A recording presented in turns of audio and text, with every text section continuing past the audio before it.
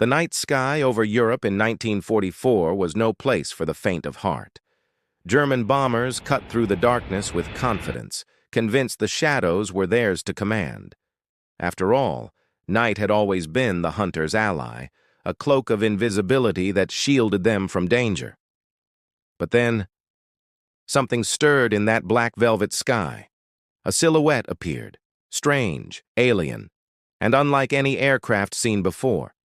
Twin booms, a bulbous cockpit, and a name whispered like a warning: the Black Widow.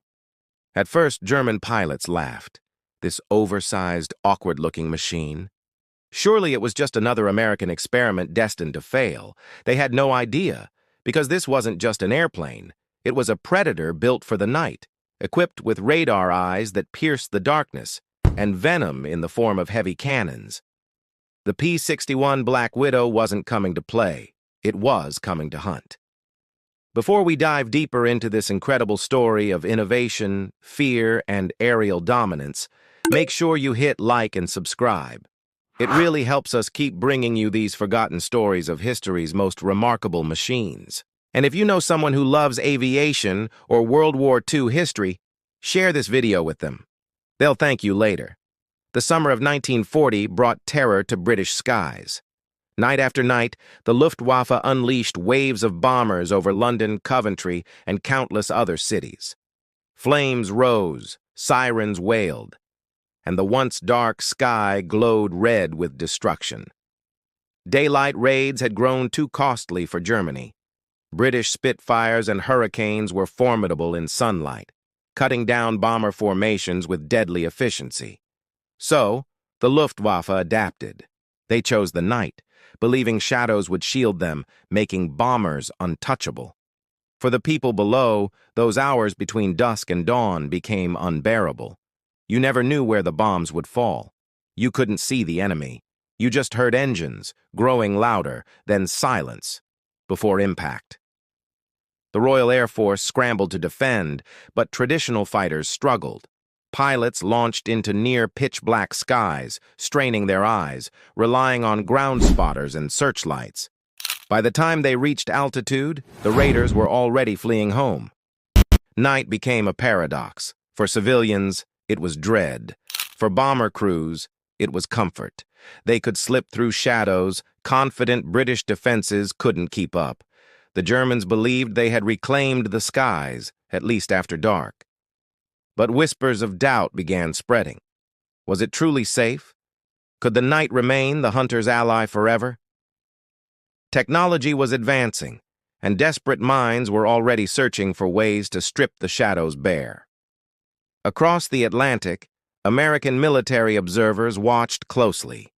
Britain was a battlefield, but the lessons were universal. If America entered the war, and many knew it was inevitable, night combat would become a grim necessity. The problem, however, seemed almost insurmountable. Imagine trying to chase a bird at night, relying only on your ears and fleeting glimpses of wings against a starry backdrop. That was air defense in 1940. Commanders wanted an aircraft capable of much more, something that could stay aloft for hours, patrol the darkness, and, most importantly, see the unseen. Radar was the answer, though still bulky, unreliable, and far from practical in a fighter. Engineers faced daunting demands. The plane needed long endurance, heavy firepower, radar systems, and space for multiple crew. Yet it also had to fly fast and maneuver well enough to catch enemy bombers. A contradiction, many thought. Still, the idea of a dedicated night fighter grew. No more waiting until bombers struck. Instead, defenders could stalk the night, intercept raiders before they reached their targets. It sounded revolutionary, but also dangerously ambitious. On the ground, civilians clung to hope. During the Blitz, families huddled in shelters, praying for protection. The sound of anti-aircraft fire overhead was little comfort when bombs still fell with deadly accuracy. Every failed interception deepened the urgency. The RAF tried adapting existing fighters with crude radar fits, but results were mixed at best. The Mosquito showed promise, but the concept of a purpose-built night predator still felt out of reach. In Germany, confidence swelled. The Luftwaffe believed their bombers could dominate at night indefinitely. To them, darkness was a fortress. If anything, the British seemed to be improvising rather than innovating. That arrogance would soon backfire. Meanwhile, in Washington, whispers turned to plans. The U.S. Army Air Corps issued a radical requirement: build a fighter designed specifically for the night. A bold move, considering no one had ever attempted such a machine before. Skeptics rolled their eyes. How could you possibly merge radar, endurance, and heavy firepower into a single airframe? The demands sounded closer to science fiction than battlefield reality. Most thought the project doomed to fail. But America was betting on innovation. War was reshaping technology at breakneck speed, and the impossible often became reality. Somewhere, an answer waited to take shape. All it needed was a daring visionary to bring it alive. In those uncertain nights of 1940 and 1941, one truth remained constant. The night belonged to the hunter. But the question lingered. What if someone built a new kind of hunter, one that could own the darkness itself? In California, where the aviation industry was booming, one name stood out among the dreamers: Jack Northrop. He wasn't just an engineer. He was a visionary who saw airplanes not as machines, but as possibilities. Northrop had a reputation for daring. His designs often defied convention, blending science with imagination. When the U.S. Army Air Corps issued its requirement for a night fighter, Northrop didn't laugh. He leaned forward, intrigued. Others dismissed the challenge as absurd. Build a plane that could carry radar, heavy armament, a crew of specialists, and still fly like a fighter? It sounded like a contradiction destined for embarrassment. But Northrop's mind didn't work that way. He thrived on contradictions, believing the radical often hid the most practical solutions. If everyone else thought it couldn't be done, that only made him more determined. In his workshop, sketches began to take shape. He envisioned a large twin-engine aircraft, bigger than most fighters, almost the size of a medium bomber. Its bulk wasn't weakness. It was space for innovation. Two massive booms extended from the wings, connecting to a central tailplane. At the center sat a rounded fuselage, housing not just a pilot, but a radar operator, and sometimes a gunner. It looked alien. To casual eyes, the design seemed ungainly, even awkward. But Northrop knew form followed function. Every curve, every structural choice served a purpose: endurance, stability, room for radar, and firepower strong enough to shred enemy bombers. The idea of radar integration was the most radical. Early systems were bulky, temperamental, and far from reliable. Yet Northrop believed they were the key. Without them, night fighting would remain guesswork in the dark. The SCR-720 radar would give the aircraft eyes in the night, detecting targets miles away. The thought of a fighter seeing what human eyes could not. It was revolutionary, bordering on science fiction. Military officials were skeptical. They wanted results, not sketches. Could Northrop's odd twin-boom creation really fly? Could it match bombers in endurance while outmaneuvering them when it mattered? Doubt hung in every meeting room. Still, the project moved forward. The war's urgency demanded bold risks. If Northrop succeeded, America would have something no other Air Force possessed: a fighter that turned night into a hunting ground. The prototype began taking form in metal, not paper. Workers riveted, welded, and shaped its sleek black body. Compared to traditional fighters, it looked monstrous, nearly 50 feet long, with a wingspan stretching 66 feet. But there was grace in its size. Test pilots remarked how surprisingly agile it felt, especially considering its bulk. It wasn't meant for flashy dogfights, but for deliberate, predatory moves that made use of radar. Weaponry sealed its purpose. 4 20mm cannons sat beneath the fuselage, joined by 4 50-caliber machine guns in a turret. Together, they could unleash devastating firepower unmatched by most aircraft of the era. Still, critics remained. Some generals whispered the aircraft would be too slow, too heavy, too complicated. Others argued the British Mosquito already filled the role of night fighter, making Northrop's machine unnecessary. But innovation often sounds unnecessary until it isn't. Northrop's team pressed on, refining details, solving problems, and imagining how their creation might rewrite the script of night warfare. Every bolt carried the weight of possibility. When the prototype finally lifted into the California sky in 1942, it wasn't just a test flight. It was a statement. The radical idea had taken shape, and the world's first true night predator was airborne. In that moment, aviation took a leap forward. What began as an impossible demand had become reality, and the strange alien silhouette of Northrop's Black Widow was ready to prove darkness no longer belonged to the enemy. When the Black Widow rolled onto airfields for the first time, jaws dropped. Even seasoned mechanics and pilots had never seen anything like it. Some thought it resembled two airplanes fused together by accident. Its twin booms stretched behind the engines like skeletal arms, meeting at a wide horizontal stabilizer. The central pod, rounded and bulbous, looked almost cartoonish compared to the sleek, needle-nosed fighters of the day. To many, it appeared ungainly, too bulky to be graceful. It was closer in size to a bomber than a fighter. But the strange silhouette was not weakness. It was deliberate, calculated engineering. The cockpit itself told the story. Unlike most fighters, the P-61 required a crew. A pilot sat up front, but behind him was a radar operator, and sometimes a gunner, each with distinct roles. This teamwork was essential.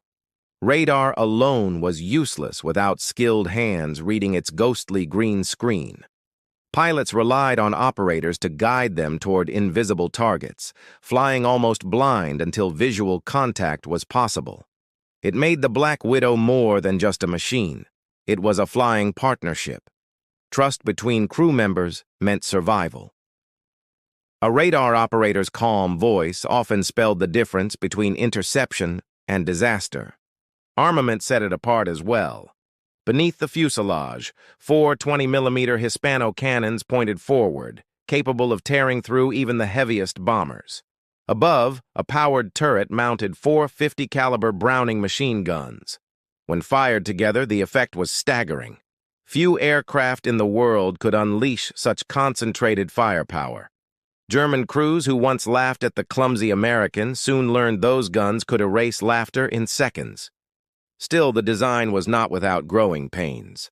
Early production models sometimes lacked the turret, redirected to higher priority bombers like the B-29.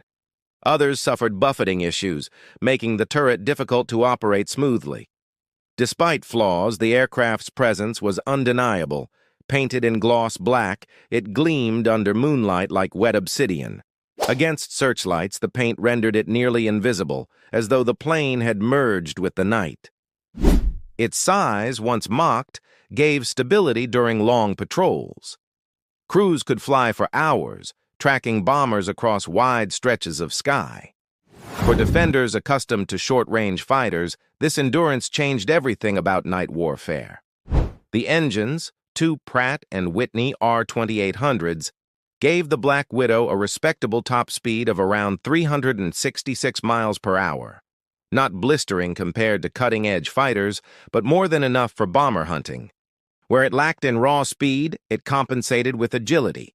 Pilots reported it could outturn the vaunted Mosquito at multiple altitudes. For a machine its size, its responsiveness in combat surprised even the skeptics, but its most powerful weapon remained invisible. The SCR-720 radar tucked into its nose gave it vision in the dark.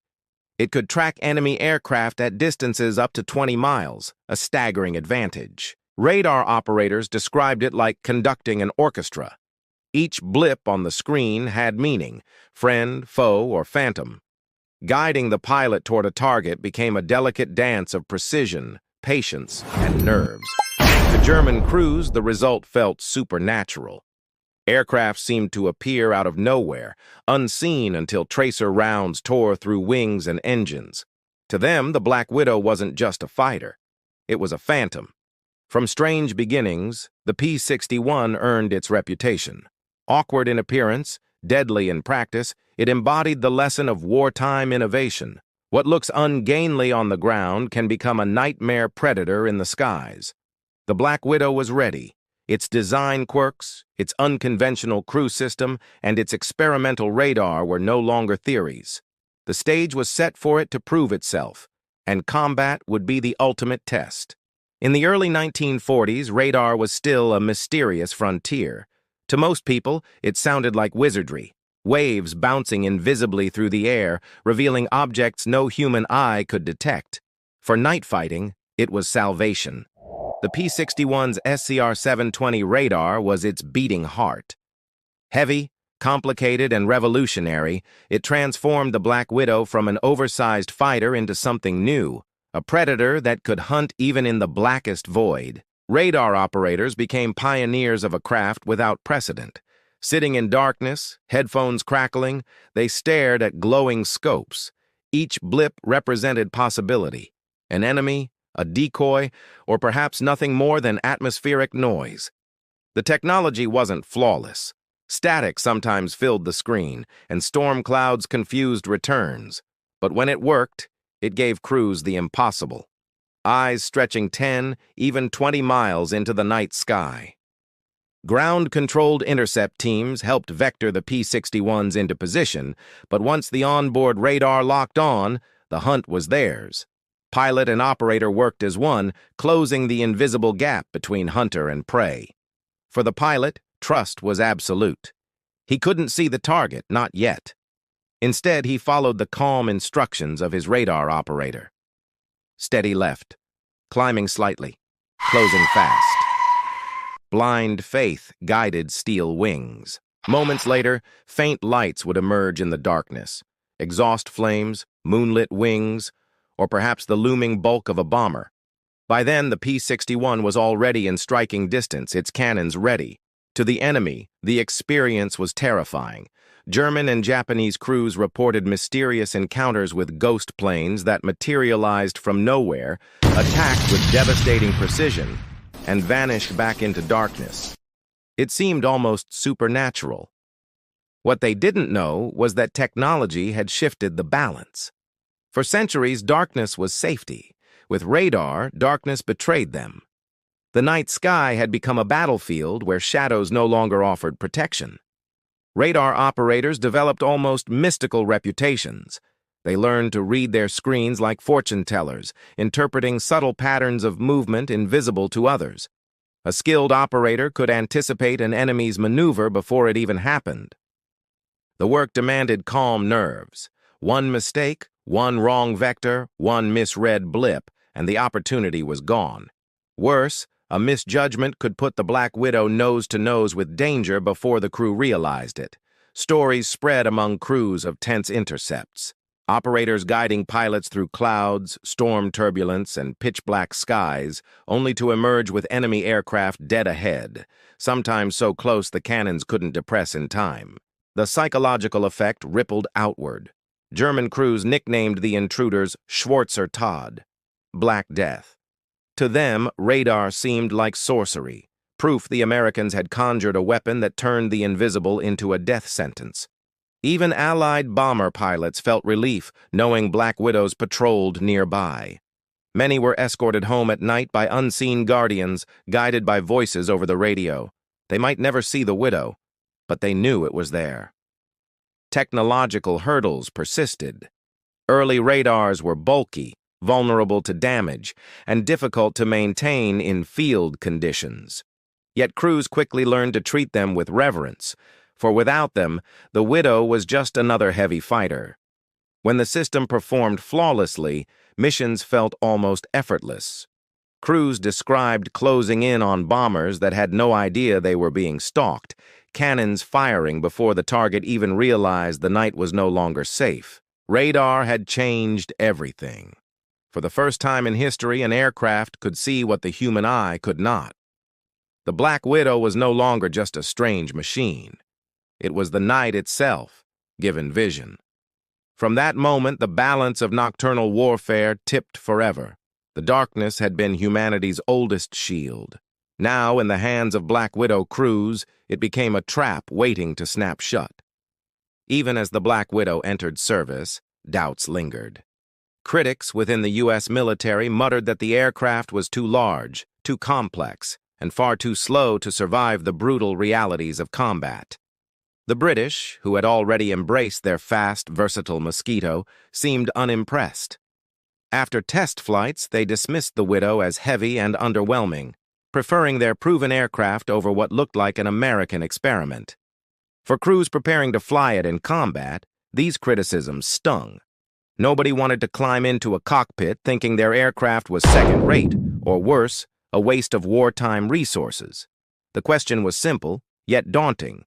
Could this strange machine actually deliver? It wasn't enough to exist on paper or even perform in tests. To silence critics, the Black Widow would need to prove itself. That opportunity came in 1944, when U.S. commanders arranged a direct competition between the P-61 and Britain's Mosquito night fighter. It was a showdown that would determine the Widow's reputation on both sides of the Atlantic. Mechanics from the 422nd Night Fighter Squadron fine-tuned their aircraft, pushing performance to its limits. If the Widow failed here, its future might be over before it had even begun. Pilots climbed into their cockpits with nerves hidden beneath steady smiles. The Mosquito was fast, nimble, and already a legend. The Widow was still untested, carrying the weight of American innovation on its black wings. Engines roared, and the contest began. To everyone's surprise, the Black Widow not only kept pace, it outturned the Mosquito at multiple altitudes, climbed faster, and matched its speed more closely than skeptics had ever believed. Observers watched in astonishment as the supposedly clumsy P-61 maneuvered with surprising grace.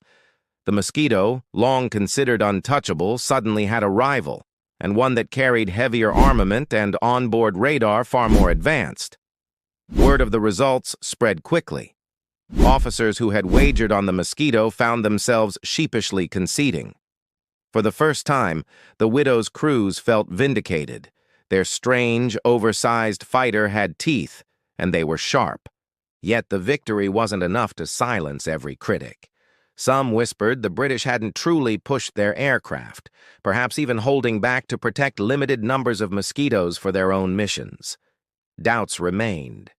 But for the men flying the Widow, none of that mattered. They had seen firsthand what their aircraft could do, and their confidence soared. They knew they weren't flying a failure, they were flying a predator. Combat would be the ultimate judge. Exercises and competitions could silence skeptics temporarily, but true respect would only come once the Widow faced the enemy in darkness and proved it could own the night. The first missions were tense. Crews launched into skies filled with uncertainty, relying on radar, teamwork, and instinct.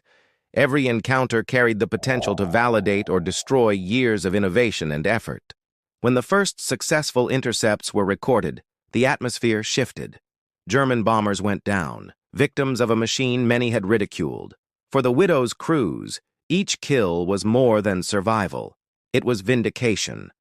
In after-action reports, commanders noted not only the Widow's effectiveness, but also its psychological power. German pilots who once mocked the strange silhouette now spoke of it with wary respect, sometimes even fear. The Black Widow had proven the skeptics wrong. What began as an experiment now stood as a weapon of consequence. It wasn't perfect, but it was lethal, and that was enough to change minds. For the crews who flew it, victory tasted sweet. They knew every doubt, every smirk, every insult had been silenced. Their strange black aircraft wasn't just a fighter anymore, it was a legend in the making. By the summer of 1944, the Black Widow had finally arrived in Europe. Squadrons stationed in England prepared for their first real missions, eager to prove the Widow's worth against the Luftwaffe's night raiders. Their baptism of fire came not against manned bombers, but against the dreaded V-1 flying bombs. These pilotless weapons screamed across the night sky, engines buzzing like mechanical hornets, striking terror into London's population. The Widow's crews faced a steep learning curve. Intercepting a V-1 demanded precision. Dive too sharply and the fragile rear cone of the aircraft buckled. Approach too slowly and the missile slipped past into the darkness. Early attempts were disastrous. One Black Widow nearly tore itself apart chasing a V-1, forcing the mission to be aborted. Crews returned shaken, realizing this fight would be unlike anything they had trained for. But lessons came quickly.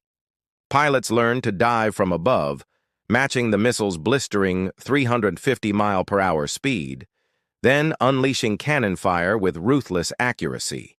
Within days, the Widow began claiming its first victories in European skies. The effect was immediate. 8 V-1s fell to Black Widow guns before the campaign ended, each one a triumph for civilians who had endured nights of explosions, fires, and the dreadful buzz of incoming terror. For the men flying these missions, success was more than a kill tally. It was proof their strange aircraft could adapt, that radar eyes and heavy cannons worked even against weapons no one had anticipated. Soon, though, the Widow faced flesh-and-blood opponents. In August 1944, squadrons transferred to forward bases in France, positioned close to the action as Allied forces pushed inland from the Normandy beaches. The real test had arrived. German bombers and fighters prowled the night skies, harassing supply lines and Allied troops. To them, night was still sanctuary. But the Widow was waiting, silent, patient, invisible until it struck with lethal precision. The first encounters were cautious. Widow crews tracked enemy aircraft on radar, sometimes losing them in evasive maneuvers, other times closing in for tense, near-silent intercepts. Each mission honed their skills, sharpening the predator's instinct. Then came the breakthrough. A P-61 engaged a German Heinkel bomber over Normandy, guiding itself by radar until the pilot finally glimpsed the target. A burst of cannon fire tore through the night, and the Heinkel fell burning. It was the Widow's first confirmed aerial kill in Europe. For the squadron, it was a turning point, proof their black aircraft could stalk, engage, and destroy even experienced Luftwaffe crews who once mocked them. More victories followed. German pilots reported mysterious radar contacts that appeared and vanished, aircraft they could never quite shake. Some dismissed them as malfunctions. Others whispered about a new American machine that owned the night. The Widow's reputation grew. Its gloss-black paint glinted faintly in moonlight, earning it an almost supernatural aura. To Allied soldiers on the ground, the sight of one overhead meant reassurance.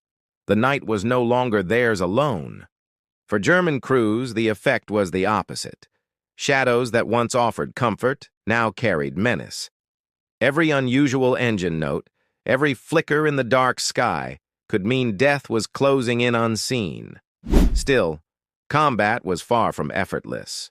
Of hundreds of radar contacts, only a fraction turned into confirmed kills. Many missions ended in frustration, with elusive targets escaping before the Widow could close in for the strike. But each success mattered more than numbers. Each victory chipped away at German confidence, while boosting Allied morale. The Widow was not just fighting aircraft, it was fighting fear, rewriting who truly controlled the darkness. By autumn of 1944, the P-61 was no longer untested. It had drawn blood, silenced laughter, and proven itself a force to be reckoned with. Over Normandy, the strange American predator had claimed the night. While Black Widows stalked the skies of Europe, others sailed westward into the vast Pacific. There, the challenge was different. Long distances, scattered islands, and an enemy whose culture viewed night combat with mystic reverence. The Japanese bomber crews had grown comfortable operating under darkness. For years, they attacked bases, convoys, and island strongholds with little resistance. Night was their cloak, their safety, their guarantee of returning home alive. That illusion ended the moment the Widow arrived.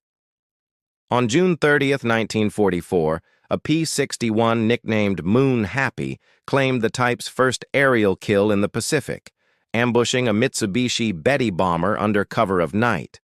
The psychological shock was immense. Japanese crews accustomed to invulnerability suddenly realized something unseen was hunting them. Reports described a black aircraft appearing without warning, striking with heavy cannons, then vanishing before retaliation was possible. The widow's presence spread like rumor across garrisons and squadrons. Stories of an American night demon circulated, whispered among crews before missions. Honor-bound warriors who once laughed at superstition now feared the black predator above. Pacific conditions tested both aircraft and crew.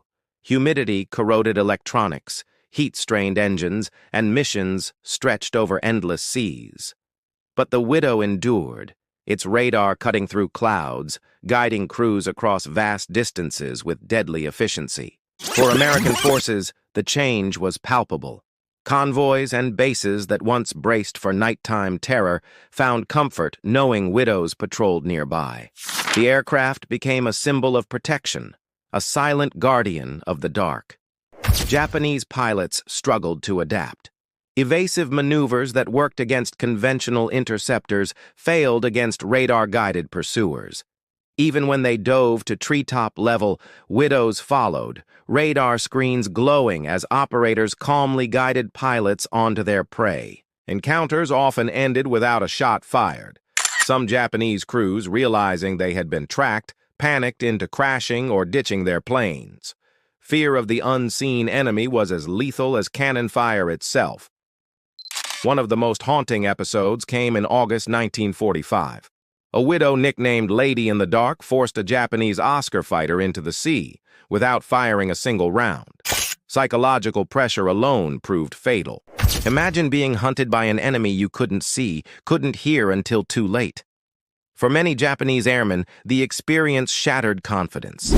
What use was courage when death came from the invisible? The Widow's radar gave Americans more than superiority. It gave them psychological dominance.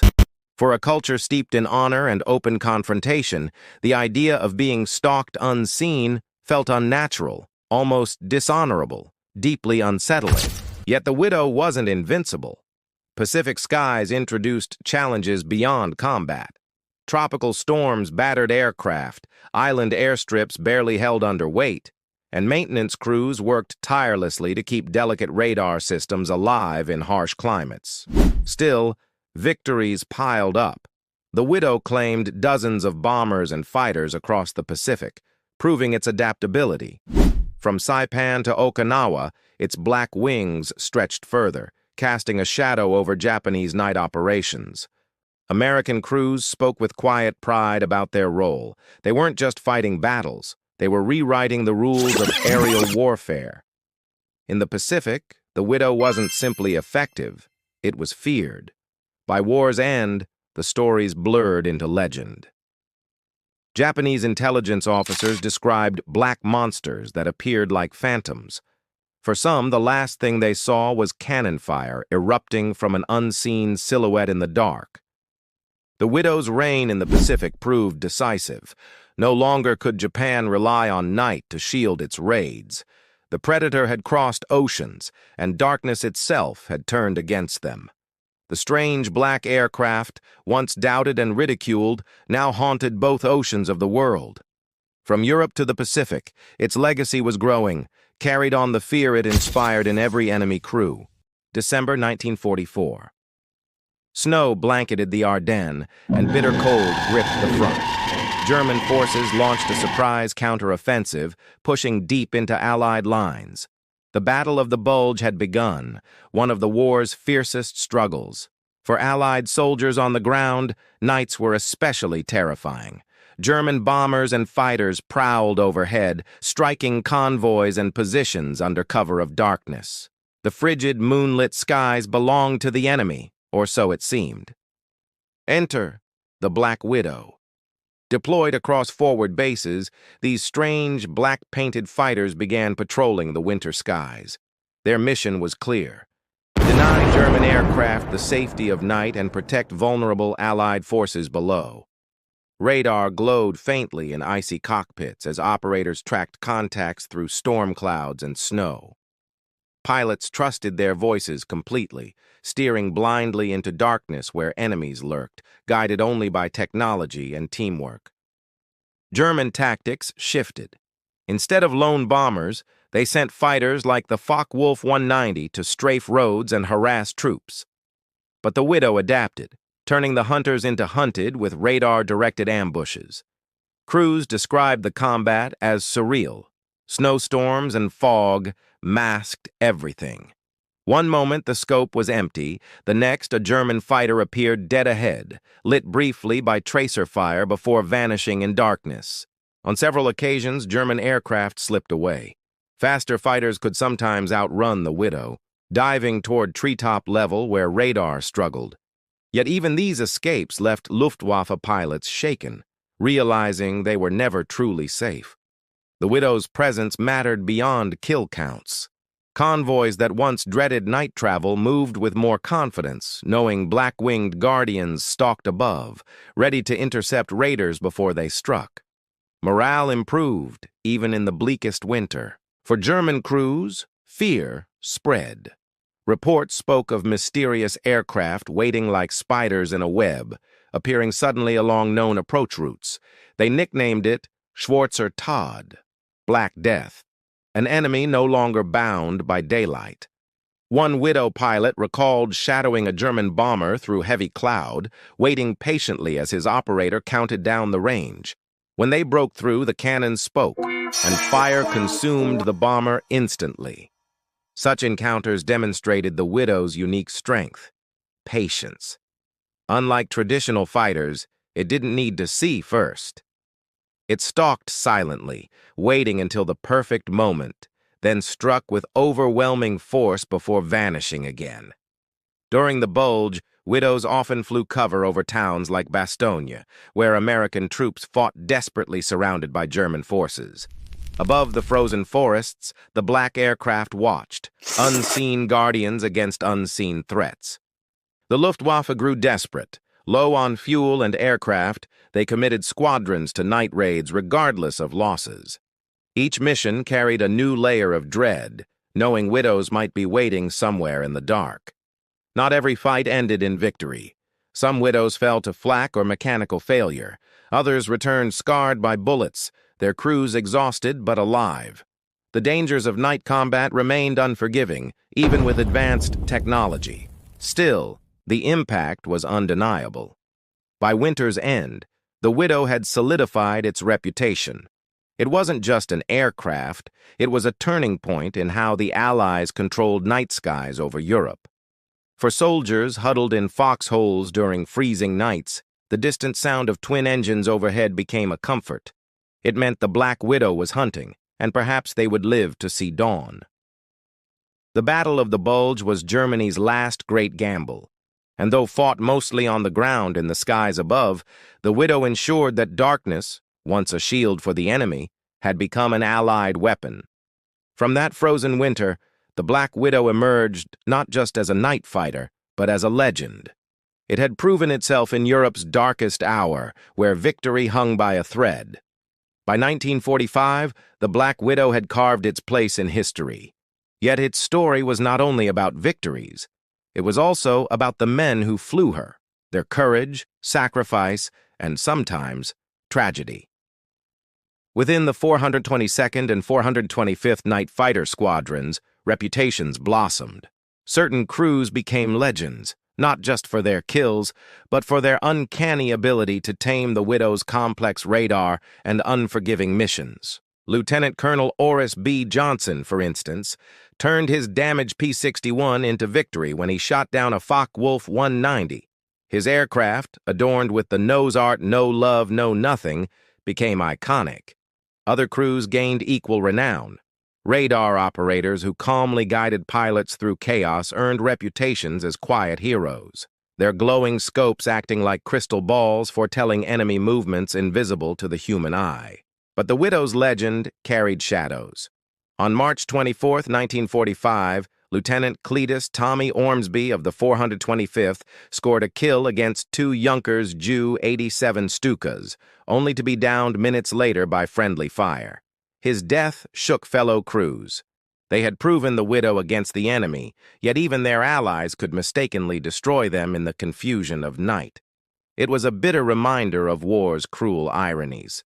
For every tale of glory, there was loss. Crews who failed to return haunted airfields, their empty bunks a quiet testimony to the unforgiving nature of night combat, where error and luck determined survival. Yet the Widow's story also included one of World War II's most extraordinary finales. On August 14, 1945, after Japan had officially surrendered, a P-61 nicknamed Lady in the Dark encountered an enemy Oscar fighter. The Japanese pilot, perhaps unaware the war had ended, tried to evade. The Widow pursued, radar guiding every move. Without firing a shot, the enemy pilot ditched into the sea, unable to escape the relentless hunt. The following night, Lady in the Dark intercepted another Japanese aircraft, a Tojo fighter. After a tense chase, the contact was lost, only for ground troops to later find wreckage. It may have been the war's final aerial kill. That eerie distinction gave the Widow a place in history not only as a revolutionary predator, but possibly the last slayer of the Second World War. A fitting, almost poetic closing act for such an aircraft. For Japanese crews, the experience was devastating. Stories circulated of night demons that materialized from nowhere. To warriors who valued honor and visibility, the invisible enemy felt otherworldly, even dishonorable, striking terror more than bullets. The Widow's reputation crossed borders. Even captured German night fighter pilots admitted after the war that the P-61 commanded respect. Some confessed genuine fear, nicknaming it Schwarzer Tod, Black Death, an opponent they could never truly see coming. In American memory, the Widow became a paradox. It scored fewer kills than flashier fighters, yet its influence outshone many. It pioneered technologies and tactics that reshaped aerial combat for generations. Numbers never told the whole story. The legends lived on in nose art, crew diaries, and whispered tales among veterans. To some, the Widow was more than an aircraft. It was a partner, a guardian, even a personality that seemed alive at night. Losses weighed heavily, too. For widows back home and comrades left behind, every victory was balanced by grief. The Black Widow's legacy was written not just in triumph, but in blood, sacrifice, and memory. When peace finally returned, the Widow's crews carried pride and pain alike. They had flown a machine born of skepticism, mocked for its shape, yet feared by enemies. They had proven it in the harshest crucible. The chapter of combat was closing, but the Black Widow's legend was only beginning. From victories and losses to that haunting final kill, the strange dark predator secured its place as one of war's unforgettable icons. When the guns finally fell silent in 1945, the Black Widow's combat record told part of its story. It had destroyed enemy bombers, fighters, and V-1 missiles, proving its worth in 2 theaters. Yet its legacy went far beyond numbers. The Widow had shown that darkness, once the great ally of attackers, could be claimed by defenders. For the first time, night belonged to those who hunted. The aircraft pioneered concepts that reshaped aviation. Airborne radar integration, multi-crew coordination, and all-weather interception became standard features of post-war fighters. The Widow was the blueprint for a future where technology defined victory. Its influence was direct.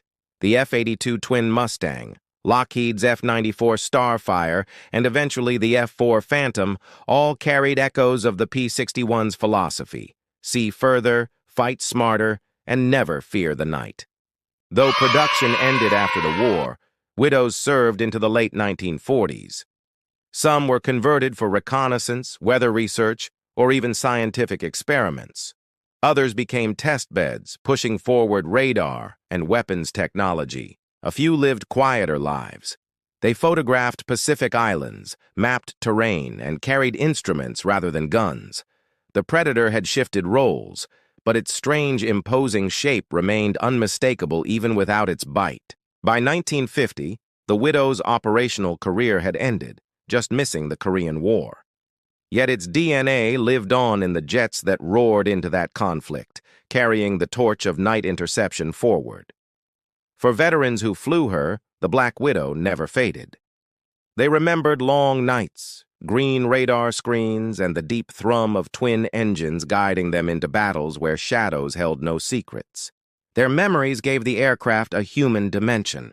It wasn't simply a tool, it was a partner, a machine that demanded trust and gave back survival. For many, it felt almost alive in the darkness. Historians often call the Widow a minor fighter because its kill tally was smaller than others. But those who understand its impact know better. It redefined aerial combat, proving innovation could outweigh brute numbers. German and Japanese pilots confirmed this in their own words after the war. Many admitted respect, even fear. Some confessed the Widow felt unnatural, an enemy that turned their greatest strength, night, into their greatest vulnerability. This psychological dimension may be its greatest legacy. The Widow didn't just kill airplanes, it killed confidence. Enemies who once laughed at its shape ended up dreading its arrival like death itself. Today, only a handful of Black Widows survive, carefully restored in museums. Standing before one, you feel its presence. Massive, strange, yet elegant in purpose. It radiates the aura of something built ahead of its time.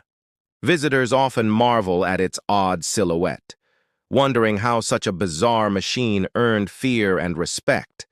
Yet behind that strange design lies the genius of function, proof that unconventional thinking can reshape the battlefield. The Widow's story is also America's story during World War II. Doubted at first, underestimated, then rising through innovation and determination to dominate where others faltered. It embodied the spirit of daring that defined the era. Even with just 127 victories, the P-61 left an oversized shadow. Its true legacy lives on in every modern aircraft that can track, fight, and survive in total darkness. The Widow taught the world how. In the end, the P-61 Black Widow was more than a fighter. It was a promise kept, a machine that proved technology and teamwork could rewrite the rules of war. Its venom still echoes in history's skies.